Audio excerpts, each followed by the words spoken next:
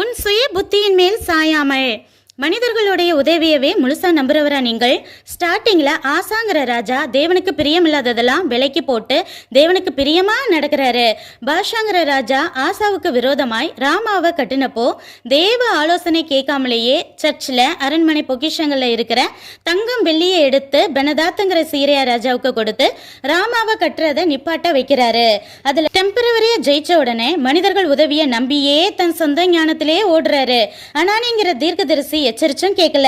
பலவீனம் வந்தாவது என் மகன் என்னை தேட மாட்டானா என நினைத்து ஆசா கால்ல பெரிய வியாதி வர தேவன் அனுமதிக்கிறாரு. ஆனாலும் திருந்தாமல் மருத்துவர்களையே கடைசி வரை நம்பி 2 வருஷத்துல மறிச்சே போயிட்டாரு.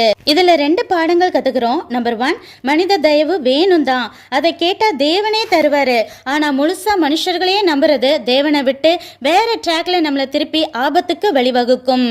நம்பர் 2, நாம் மனம் திரும்பி மன்னிப்பு கேட்டு தேவனோடு உள்ள நம் ஐக்கியத்தை சரிப்படுத்தினாலே சில வியாதிகள் முற்றிலும் குணமாகிடும். அதுவும் நமக்காக சிலுவையை சிந்திய ரத்தத்தால கழுவி குணமாக்கும்படி நம் அப்பாங்கிற உரிமையில இயேசு கிறிஸ்துவிடம் கேட்க எல்லா தேவ பிள்ளைகளுக்கும் 100% உரிமை உண்டு. முதலில் ஏசப்பா கிட்ட ஒப்பு கொடுத்துட்டு பிறகு மனிதர்கள் உதவியை நாடுவோம். சுய புத்தியிலே ஓடி ஆசாவை போல தேவ கிருபையை இழந்திடாதபடி எச்சரிக்கையா இருப்போம்.